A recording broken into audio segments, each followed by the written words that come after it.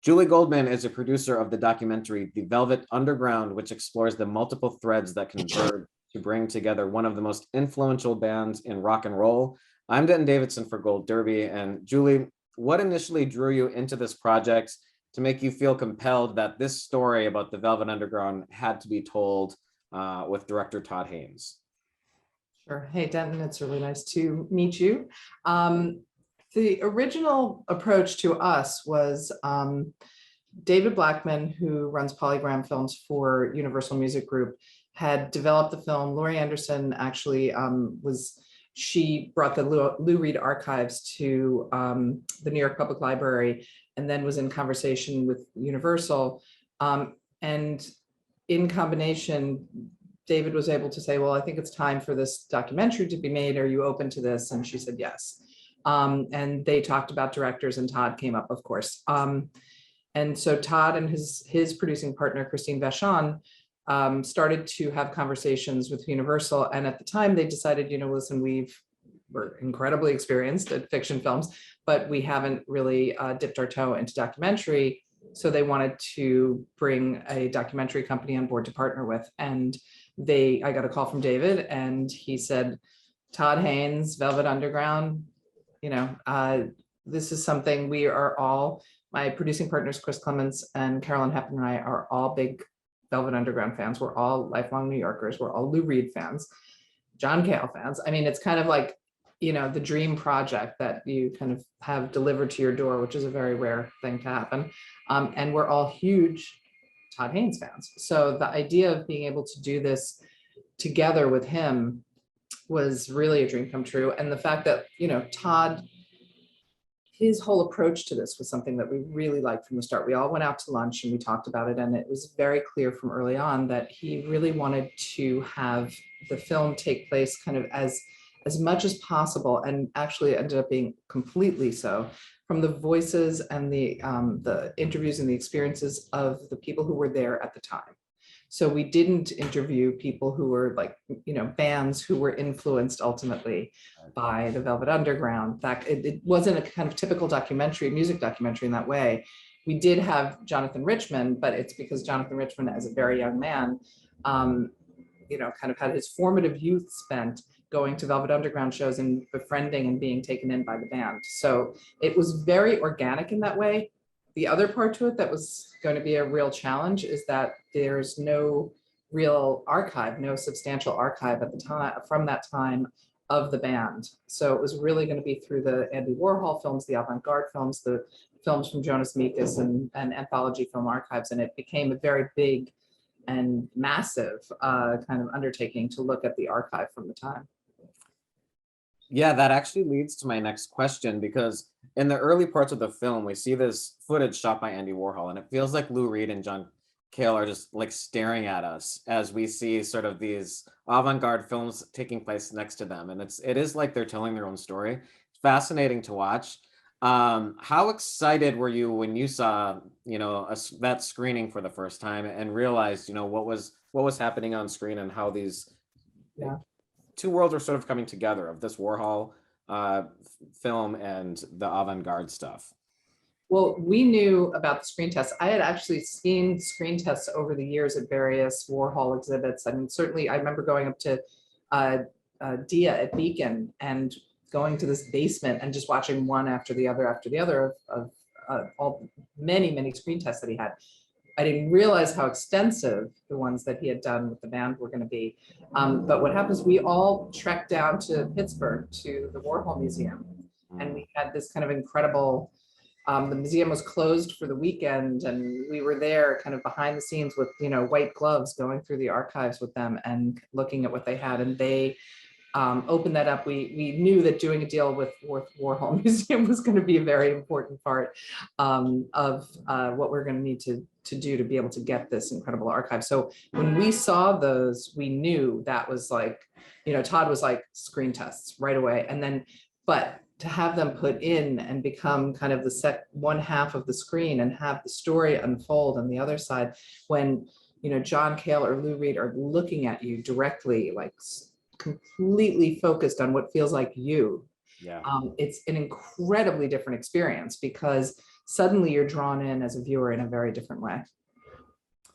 And it feels like an immersive experience. And I was reading somewhere that we don't even actually hear the Velvet Underground's music for the entire first hour of the film, which I didn't even realize because the imagery and sound is so well edited together. Can you talk about, what the editing team was like and what their process was and how they worked with Todd Haynes? Yeah, so the editors were Adam Kernitz, who worked out of our office at Motto, and Afonso Gonçalves, who is Todd's regular editor on his fiction films. Adam and Fonz had worked together with Jim Jarmusch on his Stooges film. So they had done that documentary before. And we were really excited. And Adam is just this wonderful, very like kind of serious seeming presence, but goes in and he just is working, and then he'll like kind of come out and be like, I have something really special here. So for the first period, it was really Adam kind of putting everything together in conversation with Todd and with Fonz. They were actually making Dark Waters, and Fonz was cutting it. So we kind of started, we did all the interviews and we were gathering material, and Adam had his months then to kind of put everything together in some fashion that he was really comfortable with. And something that he did that's really interesting is he almost did like an avant-garde version of editing where he would let, the kind of the audio play out and then just start to kind of almost randomly, but not, put in the different pieces of the archive to it in a way that was an experimental fashion, which is really interesting because it fits so well with the film. And that's, I think, what people respond to without realizing it. And we didn't even realize it at first when we were seeing it. We're like, wait, how is that working there? So that was one part of the editing I thought was wonderful. And then when COVID really hit, Todd and Fonz went to an edit room in LA, and they were like the only people there actually. And they were editing there. Todd had a station. So it was the three of them working. They were all remote, but those guys were working together. Adam was back in Brooklyn, and that's when the really kind of beautiful crafting and shaping took place. And they were such a New York East Coast group, and one of the lines that I thought was funny that made me laugh out loud was Moe Tucker, and she said they hated the hippies and the California hippies with the flowers in their hair, and she's like, why don't they just go do something? Do you think that was based on the geography in the times, or was that just that group's personality of being sort of more brash, or a combination? Yeah, I mean, because I think they were kind of no BS people, and I mean, their story is incredible. I mean, the band came together for a few years, and then, they're like, lose an accountant for his father afterward. And, Mo is working at, retail, so they really were not like these kind of, erudite superstars. They were real artists that came together and were just like there was no falsity to it. So I think in that way, there was also like Long Island, New York, but John Cale was from Wales. So he had it was like kind of like this working class ethic and this way of coming together, making it about the music, about the art that was very focused, and not, I think, what Mo would feel is kind of like, a little, airy in the way of experiencing it. I mean, I love that when they go to LA, I always love that part because when they're in California, it's just the culture clash is amazing. But yeah, I mean, it was very New York. I mean, it's very downtown. It was the factory. It was the avant-garde and experimental film scene. I mean, Jonas Mekas, it's what, Barbara Rubin, Jack Smith, all of these really cutting edge experimental filmmakers. And it's kind of where Anthology Film Archives was born as well.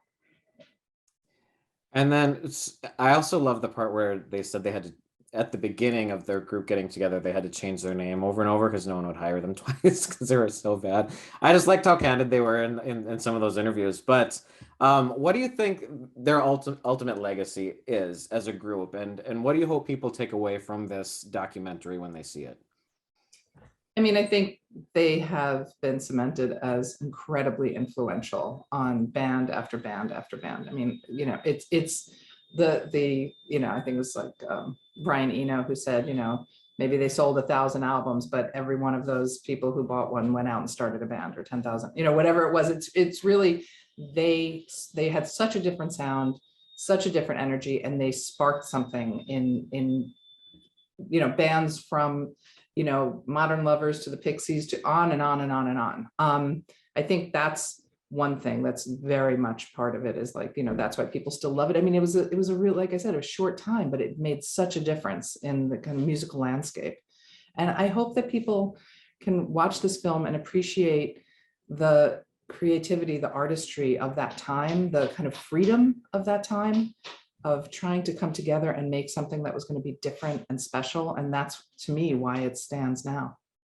Well, Julie, congratulations on this film, The Velvet Underground. It is available to stream now on Apple TV Plus. So if you haven't seen it, go check it out. And Julie, best of luck with the upcoming award season. And thanks for speaking with Gold Derby today. Thanks so much. Great to speak with you today.